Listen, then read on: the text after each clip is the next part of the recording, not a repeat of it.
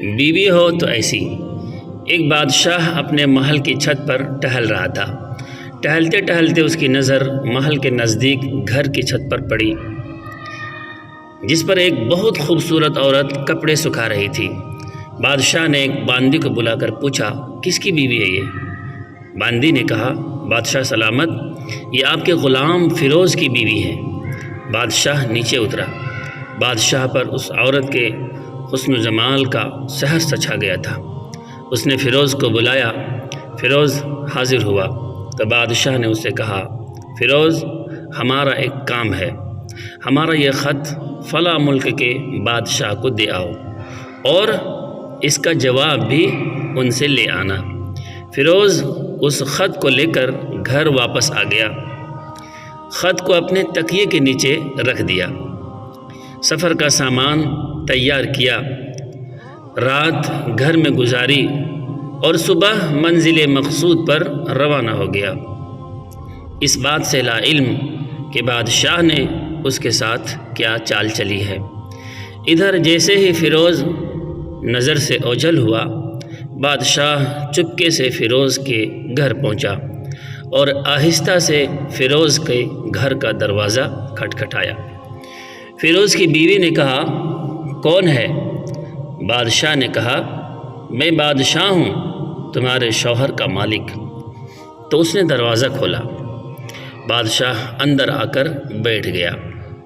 فیروز کی بیوی نے حیران ہو کر کہا، آج بادشاہ سلامت یہاں ہمارے غریب خانے میں؟ بادشاہ نے کہا، میں یہاں مہمان بن کر آیا ہوں۔ فیروز کی بیوی نے بادشاہ کا مطلب سمجھ کر کہا، میں اللہ کی پناہ چاہتی ہوں آپ کے اس طرح آنے سے، جس میں مجھے کوئی خیر نظر نہیں آ رہی۔ بادشاہ نے غصے میں کہا، اے لڑکی، کیا کہہ رہی ہو تم؟ شاید تم نے مجھے پہچانا نہیں، میں بادشاہ ہوں، تمہارے شوہر کا مالک۔ فیروز کی بیوی نے کہا، بادشاہ سلامت، میں جانتی ہوں کہ آپ ہی بادشاہ ہیں، لیکن بزرگ کہہ گئے ہیں، شیر کو اگرچہ جتنی ہی بھوک لگی ہو وہ مردار تو نہیں کھانا شروع کر دیتا۔ اور کہا، بادشاہ سلامت، تم اس کٹورے میں پانی پینے آئے ہو جس میں تمہارے کتے نے پانی پیا ہے۔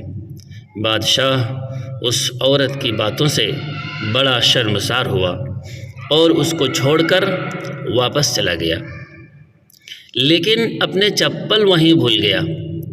یہ سب تو بادشاہ کی طرف سے ہوا۔ اب فیروز کو آدھے راستے میں یاد آیا کہ جو خط بادشاہ نے اسے دیا تھا وہ تو گھر پر ہی چھوڑ آیا ہے۔ اس نے گھوڑے کو تیزی سے واپس موڑا اور اپنے گھر کی طرف لپکا۔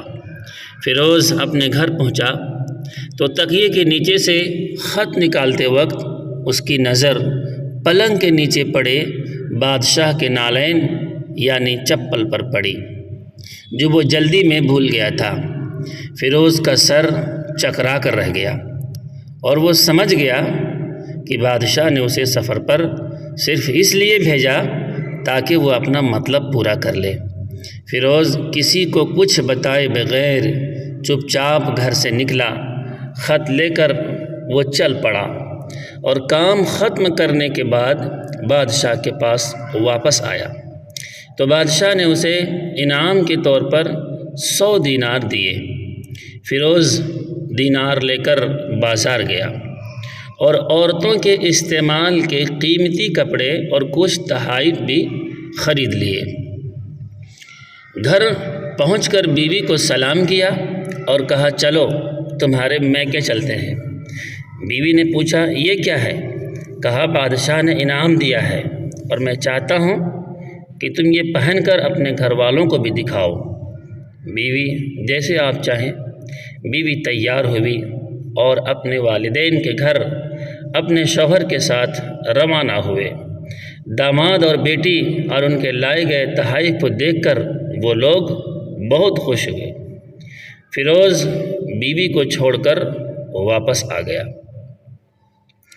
1 مہینہ گزرنے کے باوجود نہ بیوی کا پوچھا اور نہ اس کو واپس بلایا۔ پھر کچھ دن بعد اس کے سالے اس سے ملنے آئے اور ان سے کہا، آپ ہمیں اپنی بہن سے غصے اور ناراضگی کی وجہ بتائیں یا پھر ہم آپ کو قاضی کے سامنے پیش کریں گے۔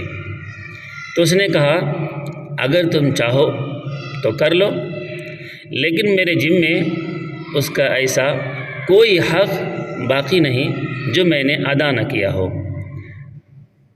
وہ لوگ اپنا کیس قاضی کے پاس لے گئے تو قاضی نے فیروز کو بلایا۔ قاضی اس وقت بادشاہ کے پاس بیٹھا ہوا تھا۔ لڑکی کے بھائیوں نے کہا، اللہ بادشاہ سلامت اور قاضی صاحب کو صحیح سلامت رکھے۔ قاضی صاحب، ہم نے ایک سرسبز باغ، درخت پھلوں سے بھرے ہوئے اور ساتھ میں میٹھے پانی کا کنواں اس شخص کے حوالے میں دیا تھا، تو اس شخص نے ہمارا باغ اجاڑ دیا، سارے پھل کھا لیے، درخت کاٹ لیے اور کنویں کو خراب کر کے بند کر دیا۔ قاضی فیروز کی طرف متوجہ ہو کر پوچھا، ہاں تو لڑکے، تم کیا کہتے ہو اس بارے میں؟ فیروز نے کہا، قاضی صاحب، جو باغ مجھے دیا گیا تھا وہ اس سے بہتر حالات میں نے اسے واپس کیا ہے۔ قاضی نے پوچھا، کیا اس نے باغ تمہارے حوالے ویسے ہی حالت میں واپس کیا ہے جیسے پہلے تھا؟ انہوں نے کہا، ہاں ویسے ہی حالت میں واپس کیا ہے، لیکن ہم ان سے باغ واپس کرنے کی وجہ جاننا چاہتے ہیں۔ قاضی نے کہا، ہاں فیروز، تم اس بارے میں کیا کہنا چاہتے ہو؟ فیروز نے کہا، قاضی صاحب، میں باغ کسی بغض یا نفرت کی وجہ سے نہیں چھوڑا، بلکہ اس لیے چھوڑا کہ ایک دن جب میں باغ میں آیا تو اس میں نے شیر کے پنجوں کے نشان دیکھے، تو مجھے خوف ہوا کہ شیر مجھے کھا جائے گا، اس لیے شیر کے اکرام کی وجہ سے میں نے باغ میں جانا بند کر دیا۔ بادشاہ جو ٹیک لگائے ہوئے یہ سب کچھ سن رہا تھا، اٹھ کر بیٹھ گیا اور کہا، فیروز، اپنے باغ کی طرف امن اور مطمئن ہو کر جاؤ۔ اللہ کی قسم، اس میں کوئی شک نہیں کہ شیر تمہارے باغ آیا تھا، لیکن وہ وہاں پر نہ تو کوئی اثر چھوڑ سکا، نہ کوئی پتا توڑ سکا اور نہ ہی کوئی پھل کھا سکا۔